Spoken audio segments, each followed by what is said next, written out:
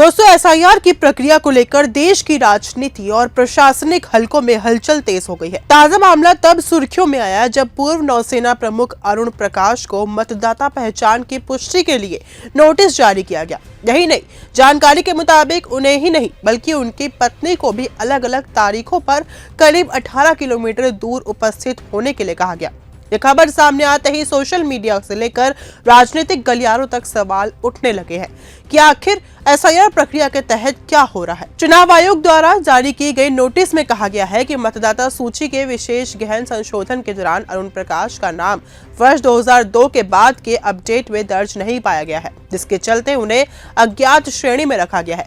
गौर करने वाली बात यह है कि एडमायरल अरुण प्रकाश 1971 के भारत पाकिस्तान युद्ध में अपनी भूमिका के लिए वीर चक्र से सम्मानित हो चुके हैं और देश के सर्वोच्च सैन्य पदों में से एक पद पर रह चुके हैं। ऐसे में उनसे पहचान साबित करने की मांग कई सवाल खड़े करती है। इससे पहले नोबेल पुरस्कार विजेता इकोनॉमिस्ट अमर्त्य सेन को लेकर भी एसआईआर प्रक्रिया के तहत नोटिस भेजे जाने की खबर सामने आई थी। इस पर पश्चिम बंगाल से लेकर दिल्ली तक राजनीतिक प्रतिक्रिया देखने को मिली थी।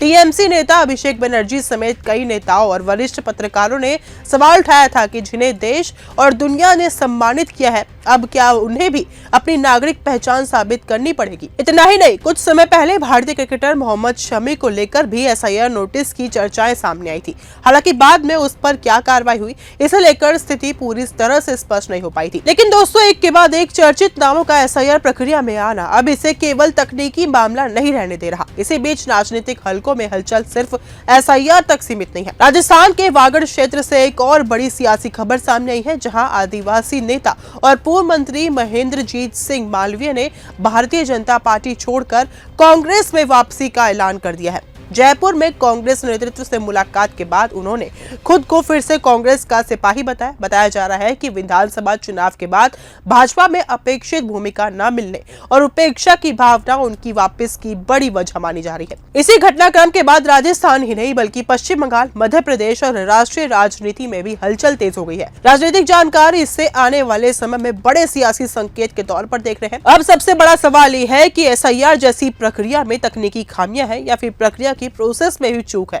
क्योंकि जब देश के लिए युद्ध लड़ चुके सैन्य अधिकारी और नोबेल पुरस्कार विजेता जैसी हस्तियों से पहचान साबित करने को कहा जाए तो ये मुद्दा केवल प्रशासनिक नहीं बल्कि सार्वजनिक विश्वास से भी जुड़ सकता है।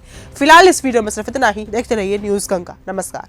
अगर आपको ये हमारा वीडियो पसंद आया हो तो इसे लाइक और शेयर करना बिल्कुल ना भूलें। साथ ही हमारे चैनल न्यूज गंगा को सब्सक्राइब और फॉलो जरूर करें ताकि देश और दुनिया की हर बड़ी खबर आप तक सबसे पहले पहुंचे।